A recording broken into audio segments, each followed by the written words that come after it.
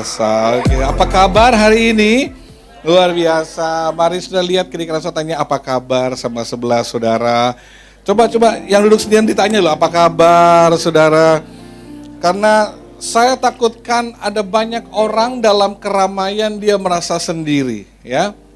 Di sebelahnya banyak orang dia merasa sendirian karena kayaknya orang nggak tahu kalau dia ada dalam gedung ini. Makanya please tanya apa kabar sama sebelah saudara supaya dia tahu bahwa dia nggak sendiri datang di gereja ini, ya. Dia punya keluarga di tempat ini. Puji Tuhan. Sudah siap dengar firman Tuhan? Katakan amin, saudara. Senang ada di rumah Tuhan hari ini. Mari kita berdoa buat firman. Yehova Shammah, Engkau hadir dalam hidup kami. Terima kasih Tuhan hadir di tengah-tengah hidup kami. Tuhan hadir di masa lalu kami, hari ini bahkan di masa depan. Terima kasih Yehova Shammah memberi kekuatan untuk kami lemah, menolong untuk kami sedang dalam keadaan tertekan, menghibur kami waktu kami sedih, buat mujizat untuk kami butuh kesembuhan dan pertolongan Tuhan. Yehova Shammah juga ada dalam ruangan ini, mengurapi, memberkati kami, menjamah kami lewat firman. Dan aku berdoa biar kebenaran Tuhan mengubah hidup kami, menjamah kami, mengurapi kami, menjamah hamba-Mu yang terbatas ini, biar nama Tuhan dipermuliakan. Kami siap dengan firman Tuhan, mari semua sama-sama katakan, amin. Puji Tuhan, saudara, kita ada di puasa 21 hari, fast 21, dengan tema Yehova Shammah. Saudara yang mungkin tidak ikuti kemarin dan pengen ikut, mau lanjut, silakan monggo. Besok masih bisa, hari ke-9 gitu ya. Bisa lanjut. Saya percaya bahwa dalam doa dan puasa pasti ada kekuatan daripada Tuhan, pasti ada mujizat. Ayo belajar, mungkin belum bisa agak panjang, mungkin hanya bisa 12 jam, ya silakan. Atau ya saya nggak makan tapi saya masih pengen minum karena saya suka dehidrasi, nggak apa-apa juga. Bukan tentang lamanya puasa, tapi niat hati kita untuk penyangkalan diri itu jauh lebih penting. Doa penuh dengan kuasa, tapi ditambah dengan puasa, pasti lebih berkuasa. Amin, saudara. Kita berdoa supaya tahun ini kita semakin deeper dengan Tuhan sesuai dengan tema gereja kita. Minggu kemarin kita sudah belajar bersama-sama tentang hati Yesus. Kita sedang belajar di 2 bulan tentang Yesus. Siapakah Yesus, bagaimana Yesus, apa peran Yesus, apa yang ada di hati Yesus selama 2 minggu. Selama 2 minggu ini saudaraku, saya seri khotbah saya. Minggu kemarin kita sudah belajar bahwa hati Yesus adalah hati yang penuh dengan belas kasihan. Penuh dengan belas kasihan. Dia enggak hanya melihat bagian luar, tapi dia melihat sampai bagian terdalam kita, kebutuhan kita. Hal-hal yang bahkan mungkin suami, istri kita enggak tahu apa yang sedang kita alami.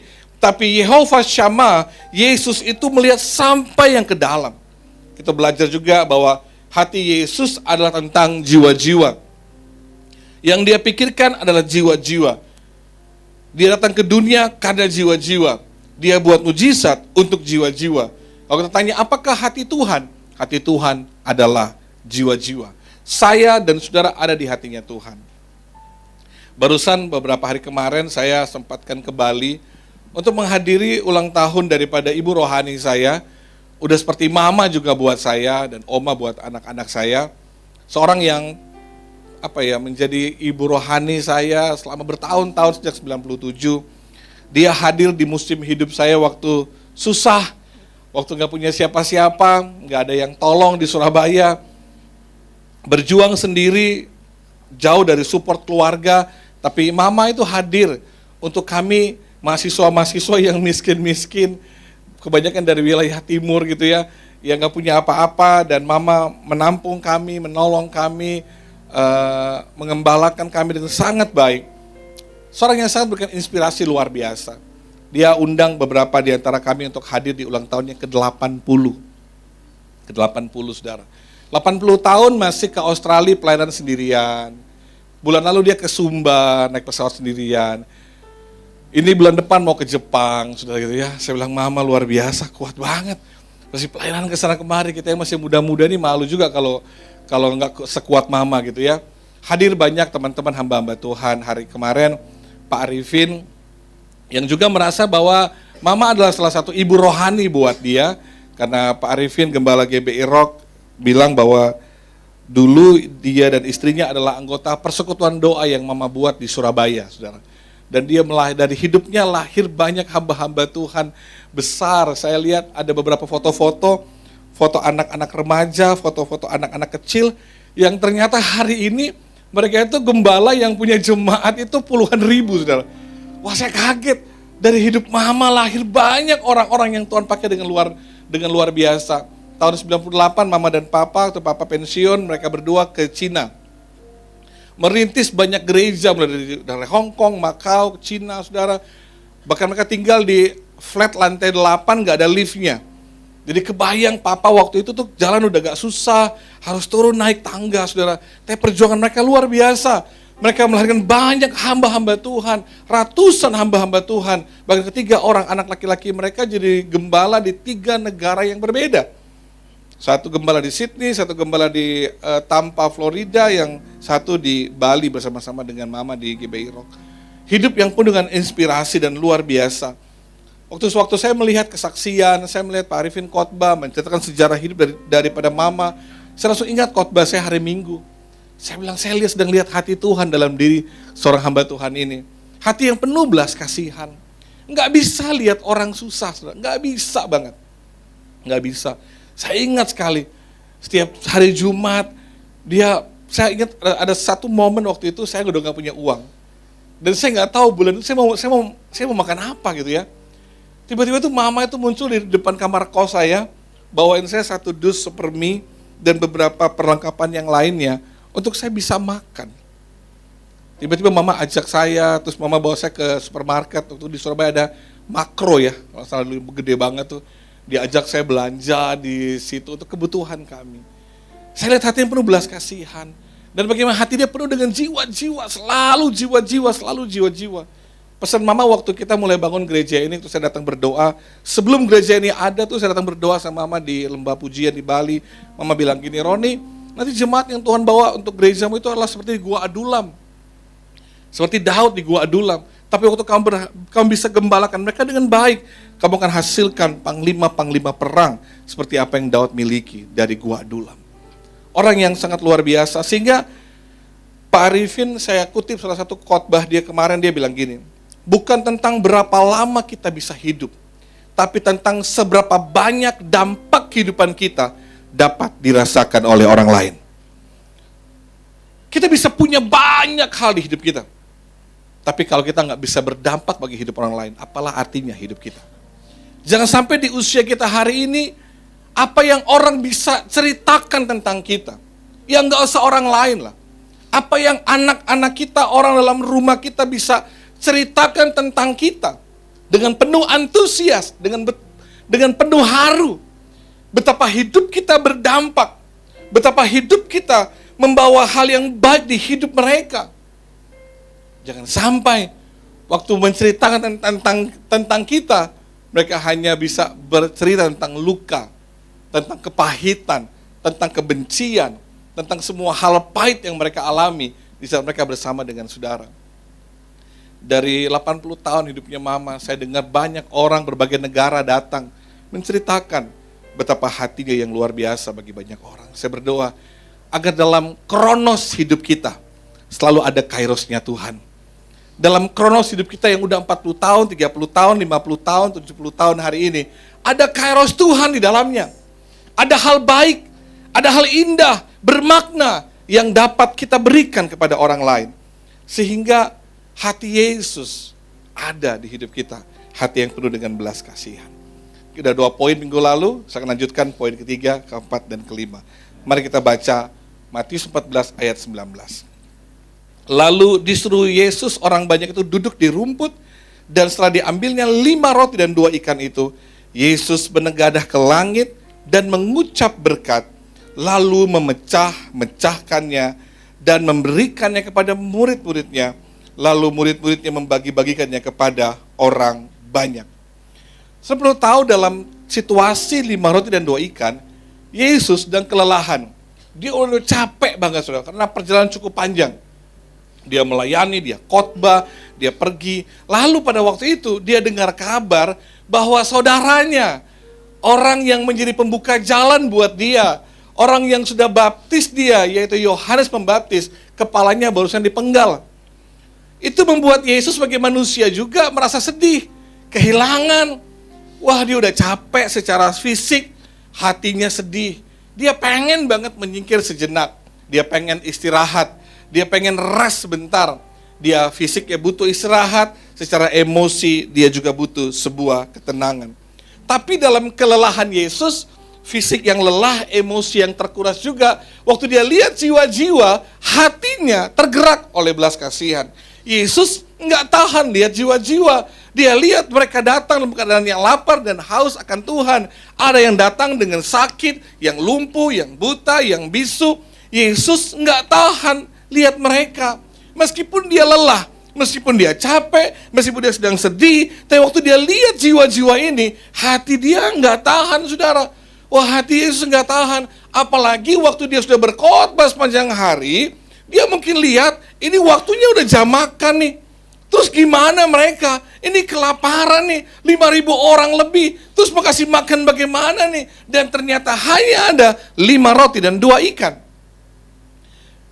Murid-murid bilang, Tuhan suruh mereka pulang aja. Kan tanggung jawab mereka. Perut-perutnya mereka, hidup-hidupnya mereka, yang lapar juga mereka. Siapa suruh nggak bawa makanan? Ya itu murid-murid punya pemikiran seperti itu. Yesus bilang, oh tidak. Kamu harus beri makan. Yesus tidak tahan melihat kesusahan. Yesus tidak tahan melihat kesulitan. Yesus tidak tahan melihat yang sakit. Yesus tidak tahan melihat kesedihan umatnya.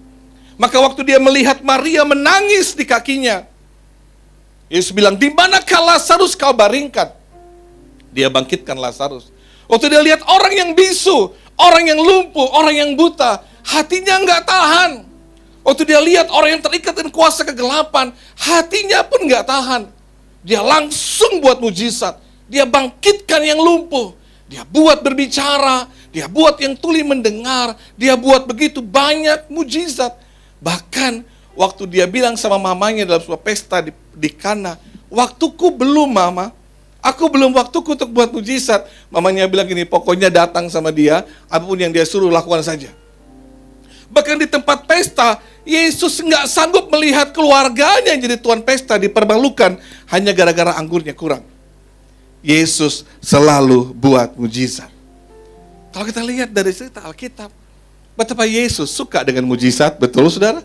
Dia suka dengan mujizat. Poin yang ketiga, apa sih hati Tuhan? Hati Yesus adalah dia selalu senang buat mujizat. Dia senang kalau lakukan mujizat bagi saudara.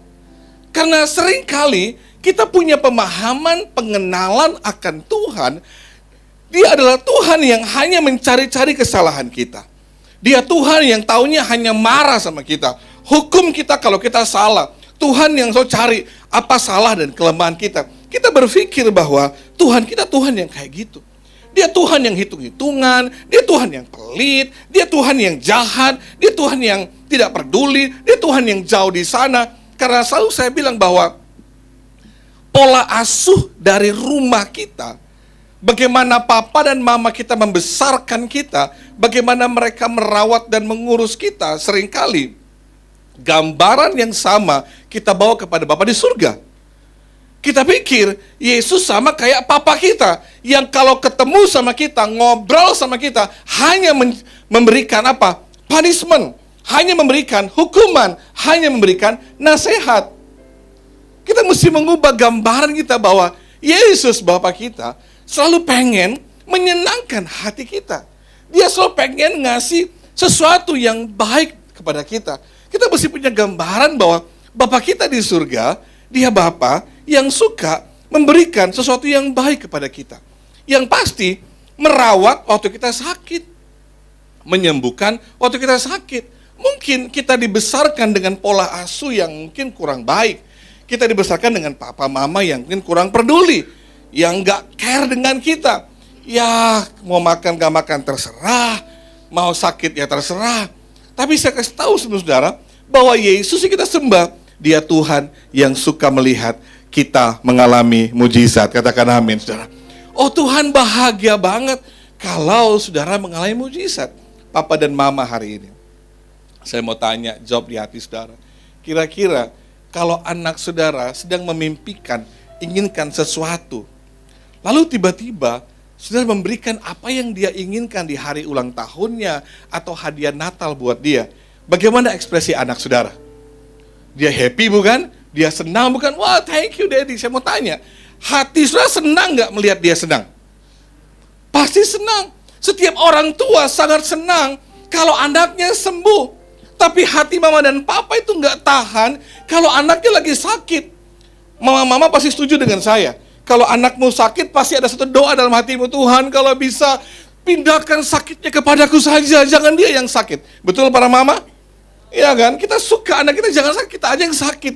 Sebegitunya kita pengen anak kita sembuh. Maka hati Yesus pun adalah hati yang senang melakukan mujizat kepada kita. Saya dapatkan satu video ekspresi seorang anak yang diberikan hadiah dan ternyata ada satu kalimat di video itu menyentuh hati saya dan saya sangat diberkati. Dan saya pengen saya dengarkan video ini. Beginilah reaksi bahagia gadis kecil ini ketika diberikan hadiah sofa kecil oleh ayahnya. Dia terkejut melihat sebuah sofa kecil yang indah dan unik saat ayahnya membukakan hadiah untuknya. Ia langsung terpana hingga melompat-lompat kegirangan dan berteriak bahagia. Tanpa ragu dia langsung duduk di kursi itu dengan penuh kenyamanan.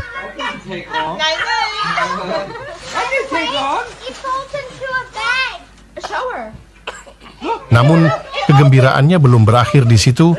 Ternyata kursi itu bisa diperluas dan diubah menjadi tempat tidur yang nyaman.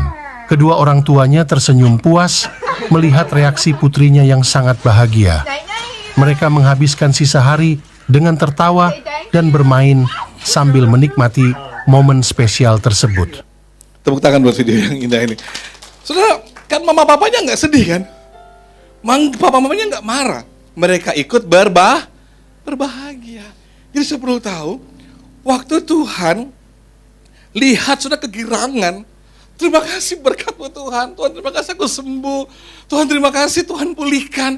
Saudara tahu bahwa waktu saudara bahagia dengan pertolongan Tuhan, hati Tuhan itu jauh lebih bahagia waktu kita bahagia mendapatkan mujizatnya. Katakan amin, saudara. Saudara, hati Tuhan itu senang banget juga. Waktu Tuhan lihat sudah lagi happy, hati Tuhan jauh lebih happy. Kita perlu tahu bahwa Tuhan selalu pengen buat kita bahagia. Katakan amin, saudara. Nggak ada di hati Tuhan merancangkan keburukan buat kita. Karena Yeremia 29 ayat 11 bilang gini, rancangan yang ada padaku mengenai kamu, rancangan damai sejahtera bukan kecelakaan, rancangan masa depan penuh dengan pengharapan. Itu hati Tuhan buat saudara. Dia selalu pengen buat kita mengalami mujizat. Yang kedua, yang keempat, mari kita belajar apa sih hati Tuhan, saudara. Ayat 17-18. Jawab mereka, yang ada pada kami di sini hanya 5 roti dan 2 ikan. Yesus berkata, bawalah kemari kepadaku. Hanya berapa, saudara? 5 roti dan 2 ikan. Yohanes 6 ayat 9 bilang gini, di sini ada seorang anak yang punya 5 roti jelai dan 2 ikan. Tapi apakah artinya ini untuk orang sebanyak ini? Tadi pagi saya bilang bahwa budaya orang Yahudi, saya coba telusuri budaya mereka, kalau bepergian, mereka selalu bawa bekal. Jadi pasti mama papa, orang tua yang ada, 5.000 laki-laki itu, pasti bawa bekal. Dan murid itu pasti tanya, kamu punya apa, kamu punya apa, kamu punya apa. Semua orang sembunyikan makanannya mungkin. Yang ada hari itu hanya 5 roti dan 2 ikan. Siapa yang kasih? Seorang anak kecil yang tidak diperhitungkan, yang gak masuk hitungan. Anak kecil ini justru muncul dan bilang sama Andreas, Om, saya punya hanya 5 roti dan 2 ikan. Mungkin semua orang pandang sinis, 5 roti dan 2 ikan, rasanya gak mungkin. Murid-murid bilang, Tuhan suruh mereka pulang aja, urus diri masing-masing. Tapi Tuhan bilang, mari sini, 5 roti dan 2 ikan. Tapi soal lihat ya ekspresi mereka, dia bilang gini, tapi apakah artinya ini? Mungkin Andreas, Tuhan, apa artinya 2 ekor ini? Apa artinya 5 roti ini? Nggak bisa, nggak mungkin. Nggak akan cukup memberi makan 5.000 orang, nggak mungkin. Apalah artinya ini? Seringkali kita juga gitu kan saudara sama Tuhan. Apalah artinya? Saya nggak bisa apa-apa. Ya sekolahnya cuma SMA. Apalah artinya dengan mereka yang lain bisa S2, S3. Apalah artinya modal saya cuma sedikit. Saya nggak kayak yang lain, modalnya besar. Apalah artinya yang saya miliki hari ini, perusahaan saya, usaha saya masih kecil, masih perintisan. Apalah artinya dibandingkan dengan mereka yang besar-besar. Aduh, jabatan saya masih kecil Pak Pendeta. Apalah artinya dengan mereka yang udah punya jabatan yang tinggi. Apalah artinya saya ini bodoh, saya nggak bisa apa-apa. Apalah artinya saya lahir di keluarga miskin. Kin. Gitu. Bukan cuma miskin, tambah lagi. Pak Pendeta lihat, di telapak tangan saya M, miskin. Memang udah lahir begitu, di garis tangan Pak Pendeta. Saya lahir dari keluarga yang nggak bisa apa-apa. Ya apalah artinya keluarga saya berantakan. Saya nggak punya papa, saya nggak punya mama, saya yatim piatu. Saya nggak punya apa-apa dengan hidup ini. Tapi saya beritahu sama saudara, justru yang kecil, yang tidak ada artinya itu, yang Tuhan pakai untuk buat mujizat besar. Justru anak kecil itu, dari yang 5 roti dan 2 ikan itu, apalah artinya? Disepelekan, direndahkan, nggak dianggap, kecil, nggak mampu, nggak bisa. Aduh kamu lalot, aduh kamu nggak mampu, aduh kamu nggak bisa. Saudara, justru yang dari yang kayak gitu-gitu tuh, Tuhan bisa pakai untuk buat perkara yang hebat dan luar biasa. Tuhan justru spotlight-nya lihat anak ini. Ini nih. Tuhan bilang, mari sini. Tuhan kasih tunjuk sama semua orang 5.000 lebih. Bahwa dia bisa pakai anak kecil ini. Dan dia bisa kasih makan 5.000 orang lebih hanya dengan 5 roti dan 2 ikan. Dia mau kasih tunjuk sama mereka. Hati Yesus itu kayak apa sih?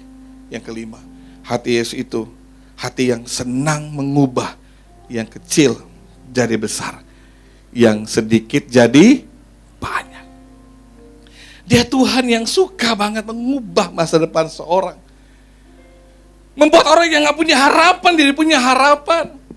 Membuat seorang yang hidupnya gak berarti menjadi bermakna dan berarti. Membuat orang yang pesimis dengan hidupnya dan melihat punya masa depan yang terbaik. Tuhan yang senang lakukan mujizat. Dia juga Tuhan yang senang mengubah keadaan saudara. Selama ini mungkin kau merasa saya gak berarti Pak Pendeta.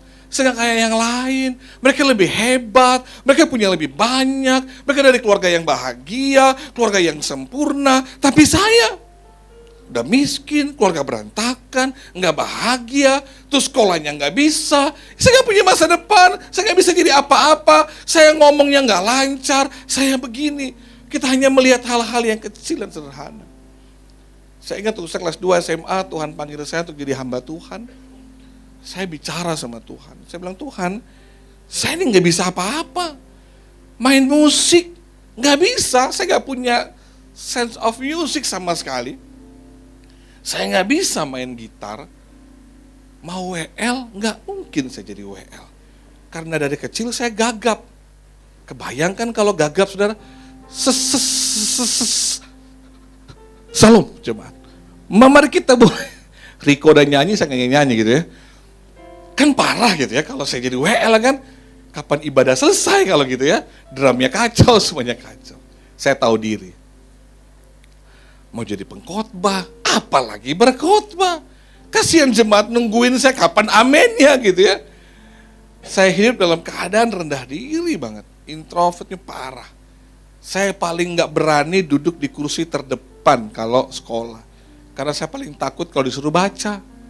Tapi yang namanya zaman dulu ya, kan baca kita masih ini Ibu Budi, ini Bapak Budi. Sekarang udah gak ada, Budinya udah besar. Gitu ya, saya nggak tahu pakai nama apa sekarang gitu ya. Ini Richard mungkin ya, namanya udah keren-keren ya. Dulu kan masih Budi terus ya.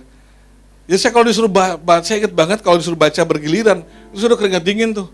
Karena saya sudah tahu saya akan jadi objek tertawaan seluruh kelas waktu saya mulai membaca. Jadi saya nggak pernah punya mimpi untuk jadi apapun. Saya nggak berani bermimpi. Nggak pernah terlibat di organisasi apapun, nggak berani pimpin upacara. Kebayangnya kalau baca Pancasila gitu kan, itu nggak kelas-kelas gitu kan. Jadi saya nggak berani banget untuk muncul. Itu saya bilang sama Tuhan, Tuhan tahu saya nggak punya apa-apa. Saya cuma punya hati pengen dipakai oleh Tuhan. Pertama kali saya khotbah, itu saya baca satu renungan singkat. Saya bersyukur 4 orang teman saya yang dengar saya khotbah di home cell saya itu, mereka menahan tawa mereka. Mendengar saya baca hampir 1 jam baru selesai. Tapi satu-satu saya khotbah di satu acara dan mami papi ada di situ dengarkan saya khotbah, mereka kaget. Ini anak gagap ternyata bisa khotbah. Dan untung Tuhan pulihkan saya hari ini. Kalau enggak sudah lama dengan saya khotbah nanti. Kadang-kadang cuma suka komplain, Pak Gembala kalau khotbah terlalu cepat, agak dipelankan ngomongnya. Mungkin Tuhan sembuhkannya terlalu lebih dikit gitu ya. Tapi ini yang Paulus bilang di 1 Korintus 1 ayat 26 sampai 29. Ingat saja saudara-saudara, bagaimana keadaan kamu ketika kamu dipanggil. Menurut ukuran manusia, tidak ada banyak orang bijak, tidak banyak orang berpengaruh, tidak banyak orang terpandang. Tapi perhatikan, apa yang bodoh bagi dunia, dipilih Allah untuk memalukan orang yang berhikmat, katakan amin. Apa yang lemah bagi dunia, dipilih Allah memalukan apa yang kuat. Apa yang tidak terpandang dan yang hina bagi dunia, dipilih Allah. Bahkan apa yang tidak berarti dipilih Allah untuk meniadakan yang berarti. Supaya jangan ada seorang pun manusia memegahkan diri di hadapan Tuhan. Justru yang Tuhan cari ada yang lemah, bodoh, tidak terpandang, hina, tidak berarti. Ini kan gak masuk hitungan. Biasanya kalau anak-anak yang pintar, hebat semuanya, wah jadi insinyur, jadi dokter, jadi pengacara semua. Tapi kalau ada anak-anak yang lemah, yang bodoh, yang tidak terpandang, yang hina, gak bisa apa-apa, nanti sekolah Alkitab aja ya, jadi hamba Tuhan. Jadi biasa kami di sekolah Alkitab tuh ada anak buangan biasanya, yang udah gak diterima di kampus manapun gitu kan. Tapi bersyukur anak-anak kita yang sekolah hari ini, itu generasi yang terbaik semua gitu ya. Untuk anak-anak yang terbaik, orang-orang tua kasih anak-anak yang terbaik untuk Tuhan. Tapi saya bilang sama saudara, justru orang-orang yang kayak gini loh saudara, yang Tuhan cari, yang Tuhan mau ubahkan masa depannya. Saya dulu nggak bisa apa-apa, saya takut duduk di depan orang, ngobrol sama orang, makanya saya nggak pernah ikut reuni-reunian, karena saya lupa siapa teman SD saya, teman SMP saya, teman SMA saya. Saya cuma hafal teman kuliah saya. Kenapa? Karena saya nggak bergaul sama orang, saya takut banget. Karena saya takut dipermalukan, saya takut ditertawakan, saya capek bertahun-tahun jadi korban bully semua orang. Tapi itulah Tuhan mampu memakai sampah yang gak berguna ini untuk bisa berkhotbah kepada saudara hari ini. Tuhan yang sama sanggup mengubah keadaan saudara hari ini. Untuk saya mulai penuhi panggilan saya untuk sekolah jadi seorang pendeta di Surabaya, lalu tiba-tiba keluarga saya berantakan. Saya bilang, Tuhan apa lagi nih? Udah gak punya apa-apa, keluarga berantakan, lalu saya mesti melayani Tuhan. Saya gak punya masa depan, hampir saya berhenti pada waktu itu. Tapi tiba-tiba Tuhan beri saya kekuatan baru. Ayo tunjukin kepada dunia. Iblis bisa memporak-porandakan hidupmu, tapi Tuhan mampu pakai hidup untuk melayani Tuhan. Dan saya tetap maju untuk menjadi seorang hamba Tuhan sampai hari ini. Jangan malu saudara dan berkecil hati kalau hidupmu belum jadi apa-apa hari ini. Dan bukan siapa-siapa hari ini. Gak usah malu. Mungkin orang masih lihat sebelah mata. Siapa sih? Bisa apa sih? Tapi Tuhan sanggup mengubah yang kecil jadi besar, yang sedikit jadi banyak, katakan amin. Dia mau mengubah keadaan saudara.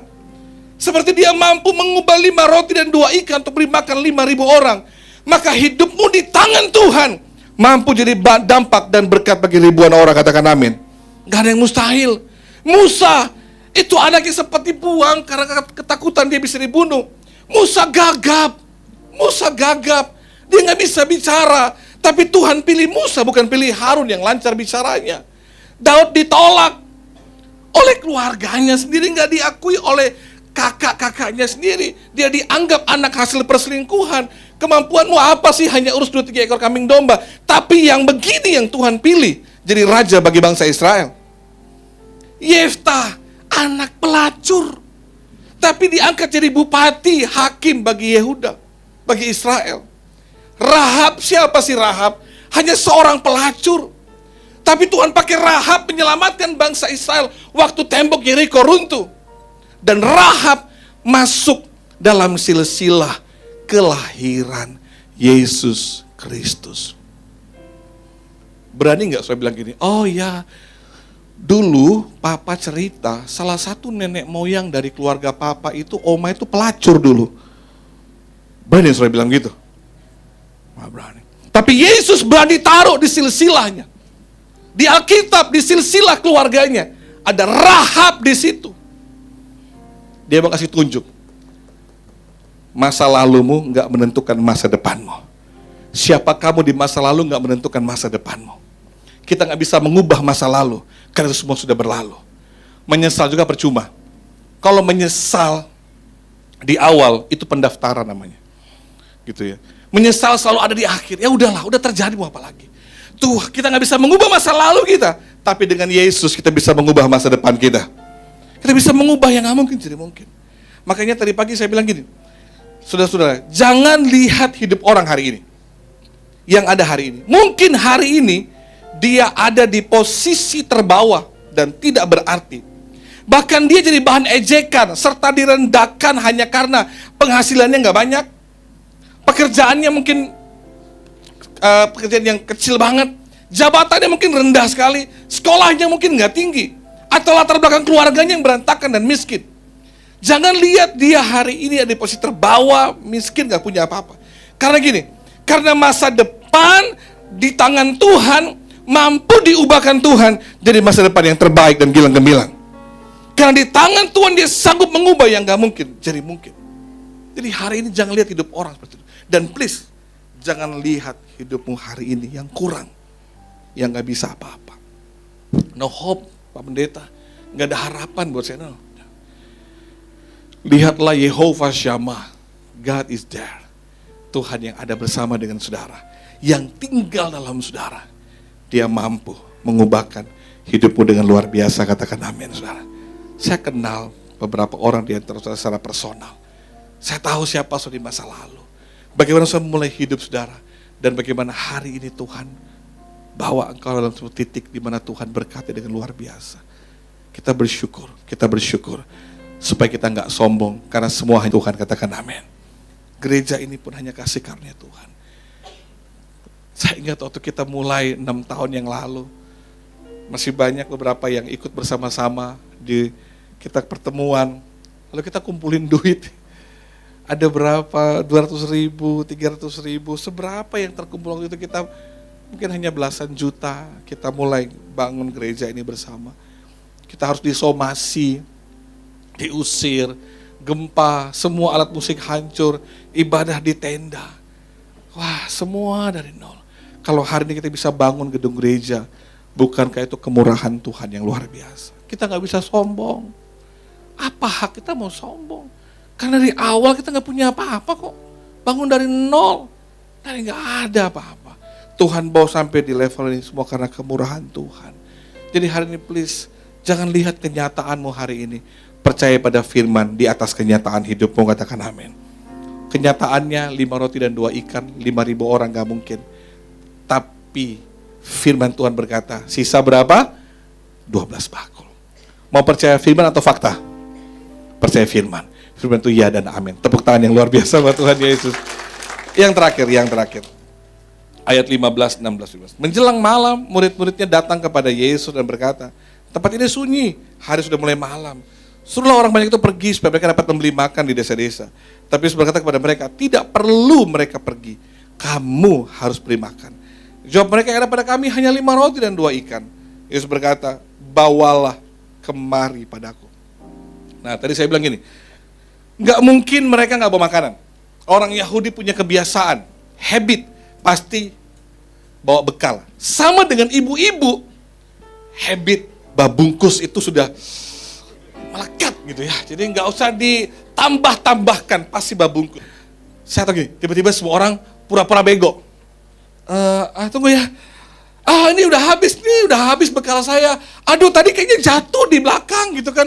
Aduh, ini gak cukup. Nanti anak saya gimana? Semerak hatinya.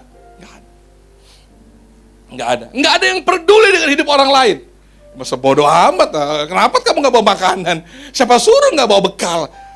Ya, saya kan lapar. Ya, derita lo gitu kan. Iya, siapa suruh kamu gak bawa bekal? Ini saya punya sendiri, saya tahu. Gak ada satupun yang tergerak hari itu, gak ada yang tergerak. Semua orang-orang dewasa yang sudah dengar khotbah Yesus, yang sepertinya pengen dengar Yesus terus, ternyata hatinya nggak berubah.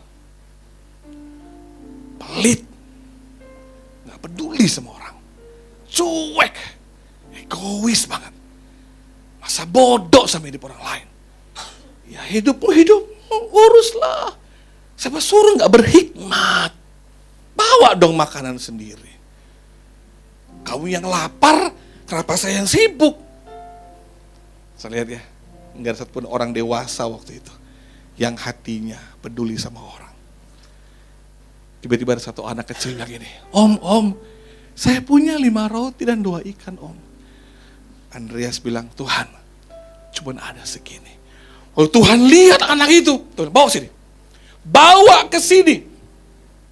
Saya tahu nggak? Tiba-tiba dari ribuan orang, spotlight-nya sama itu anak. Satu anak dibawa ke depan. Saya tahu semua orang pasti lihat Yesus waktu itu. Saya membayangkan ya, ribuan orang dewasa itu, waktu lihat itu anak kecil, mungkin mereka mulai tertunduk malu. Aduh, kenapa bukan saya ya? Itu anak kecil. Saya bisa bayangkan perasaan orang-orang tua pada waktu itu. Malu. Malu, kamu udah dewasa. Tapi anak kecil itu bisa berpikir hidup orang lain. Dia gak mikirin perutnya sendiri, dia pikir hidup orang lain. Dia bilang, ada nih, cuma 5 roti dan 2 ikan. Saudara, saya kasih tahu sama saudara, cerita 5 roti dan 2 ikan ini sebenarnya bukan hanya tentang mujizat, bukan. Pesan penting dari peristiwa itu adalah Yesus sedang tegur 5.000 orang lebih itu. Woi, tobat kalian. Berhenti punya hati yang egois dan selfish. Jangan hanya mikirin dirimu sendiri. Teman sebelahmu lapar tuh. Ada yang gak bisa makan mereka. Mereka butuh. Jangan sembunyikan milikmu sendiri. Tuhan memang gak tegur kayak gitu. Tapi dengan dia bawa anak kecil ini, kasih lihat sama semua orang, dan dia angkat 5 roti dan 2 ikan itu tamparan paling keras untuk semua orang. Bertobat dari sikap egois. Itu pesan dari cerita ini sebenarnya. Bukan tentang pelipat gandaannya, tapi Yesus fokus pada pertobatan dan perubahan hati mereka. Maka bagian terakhir yang kelima, apa sih hati Yesus? Hati Yesus selalu tentang pertobatan dan perubahan hati. Tadi pagi saya bilang gini, kalau saudara sudah berdoa, lalu keadaan dan masalahmu belum berubah, berarti Tuhan ingin hatimu yang berubah. Tuhan lebih sayang hidup saudara. Gampang mujizatnya terjadi, tapi dia ingin mengubah hatimu. Mengubah hati saudara lebih penting. Satu saat ada seorang anak muda dari Australia namanya Thierry, umur 7 tahun. Dia sedih kayak anak yang punya 5 roti dan 2 ikan, melihat banyak orang susah, kelaparan. Dia tulis surat sama Paus Fransiskus. Ya, kita lagi heboh ya, minggu lalu Paus datang ke Jakarta ya. Dia tulis surat begini, saudara. Mengapa ada banyak orang begitu miskin dan tidak punya makanan, Paus? Dapatkah Tuhan beri orang-orang ini makanan seperti dia dulu pernah beri makan 5.000 orang? Dia bilang, Paus, masa Tuhan gak bisa kasih makan mereka? Kayak 5.000 orang yang dulu yang kelaparan. Tuhan sanggup turunkan roti dari langit, kayak roti mana, katakan amin. Dia sanggup buat itu. Tapi dia gak buat itu. Dia pengen kita buat mujizat di hidup kita, memberi mereka makan. Maka Paus jawab, bagus banget jawaban Paus. Next. Ya, Yesus bisa melakukannya, Thierry. Dan dia masih terus melakukannya. Jika murid-murid Yesus tidak membagikan makanan itu, orang banyak itu akan tetap lapar. Masalahnya, dia bilang, adalah ada orang yang punya banyak makanan, tapi tidak mau berbagi dengan yang lain. Masalahnya, kerakusan dan keegoisan orang-orang untuk menyimpan kelimpahannya hanya untuk dirinya sendiri. Masalahnya bukan Tuhan gak bisa buat mujizat. Banyak orang rakus dan egois. Mari kita belajar jadi pribadi yang selfless. Kita mau ingat orang lain. Ingat orang lain. Saya berdoa, saudara punya hati seperti anak kecil ini yang tahu bisa berbagi dan peduli dengan hidup orang lain. Kita gereja memang sedang membangun. Dr. Daniel, ketua pembangunan, ada tim pembangunan, berjuang untuk pembangunan gereja. Kita sedang butuh keuangan untuk bisa selesaikan minimal lantai bawah untuk kita bisa pakai ibadah di akhir tahun. Sangat mengejar. Tapi saya tahu juga bahwa kita gereja harus bisa peduli dengan hidup orang lain, saudara. Harus bisa peduli dengan gereja yang sedang kesulitan. Oke, saudara pernah ingat berapa waktu yang lalu kita bilang kita mengadopsi satu desa dan ada sebuah gereja. Yang kita bulan ini mau ke sana, mau bantu gereja itu dan juga masyarakat di desa itu. Ibu gembala itu kehilangan suami dan anaknya bersamaan. Dia nggak mudah untuk ibu gembala ini melayani kembali di gerejanya. Karena terlalu banyak kenangan di rumahnya tentang kedua anaknya dan suaminya. Kalau dia turun ke rumahnya di desa paling bawah banget, itu 1 jam lebih ya saudara. Dia pasti akan lewat tempat di mana suami dan kedua anaknya meninggal seketika. Karena rem motornya blong, karena mereka di gunung gerejanya. Kita pengen bantu gereja mereka. Mungkin saudara nggak punya banyak, tapi mungkin saya bisa kasih satu sak semen deh. Saya bisa bantu untuk perlengkapan belajar buat anak-anak yang butuh perangkat belajar di sana.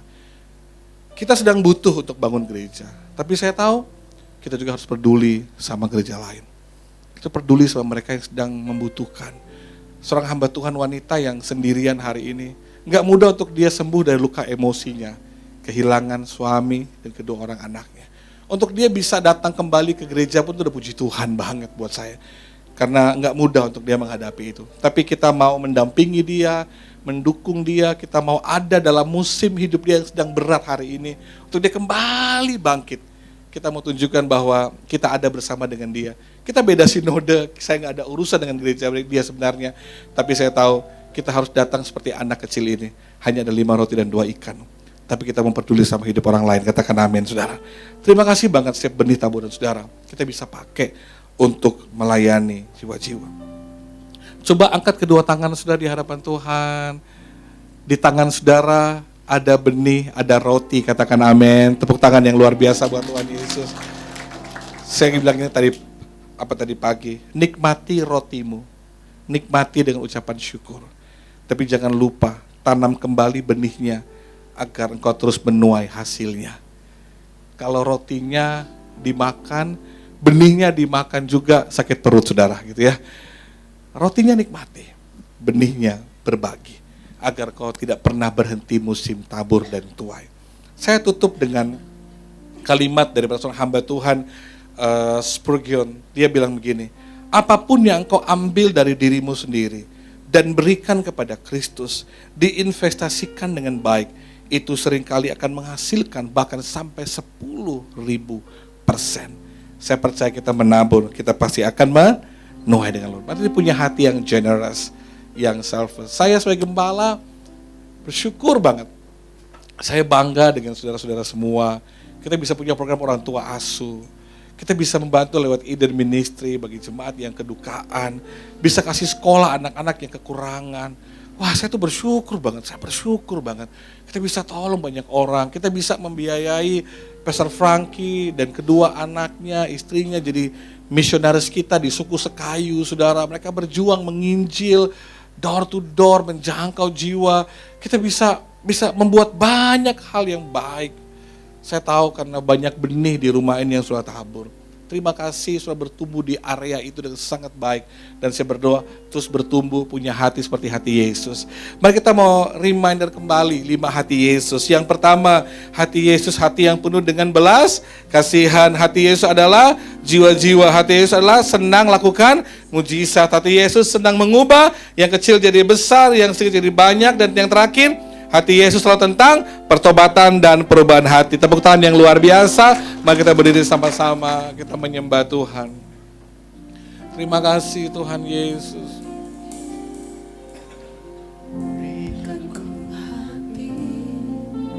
Seperti hatimu yang penuh dengan belas kasihan.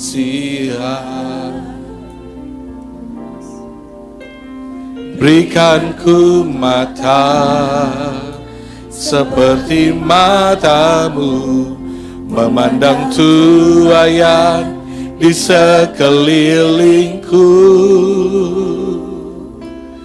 Berikan ku tanganmu untuk melakukan tugasmu.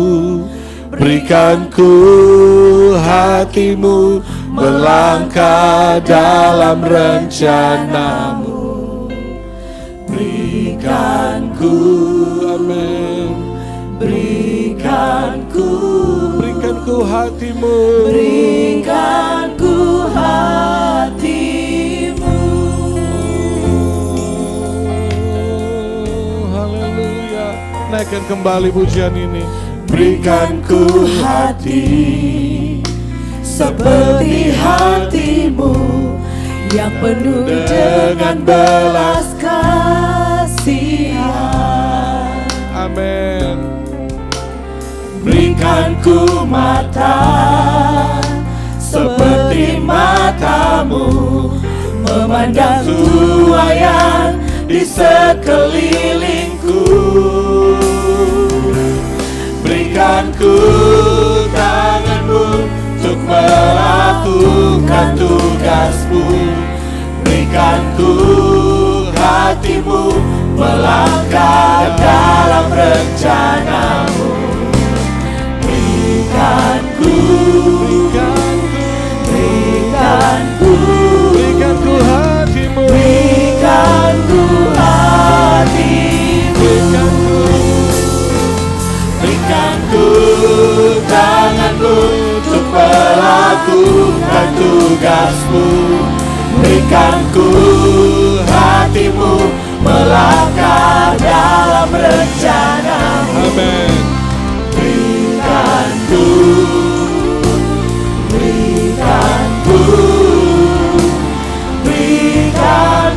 hatimu. Kami meletakkan tangan kiri kami di dada kami, dan kami berdoa siang hari ini, berikan kami hatimu Tuhan. Yes, Tuhan. Berikan kami hati seperti hati Tuhan yang penuh belas kasihan, yang mau peduli dengan hidup orang lain dan tidak egois. Ampuni kami kalau kami terlalu sering hanya pikirkan tentang diri kami sendiri tanpa care sama hidup orang lain. Ampuni kami. Di tangan kami ada benih, ada roti. Biar kami dan keluarga menikmati rotinya dengan sukacita. Yes. Dan benihnya kami tabur kembali untuk bisa menjangkau, menolong hidup orang lain. Pakai hidup kami jadi berkatnya Tuhan. Biar dunia bisa lihat Yesus lewat hidup kami. Berkati biar firman dan kebenaran ini buat kami semakin mengenal Tuhan Yesus dan mengalami Yesus di hidup kami. Terima kasih, bersyukur. Kami akan menabur bagi pembangunan gereja kami. Berkati setiap benih yang ditabur, baik secara langsung maupun online, diberkati Tuhan. Yang dikuatkan di zaman Tuhan, sama-sama katakan amin. Selalu kembali Bapak Ibu Saudara.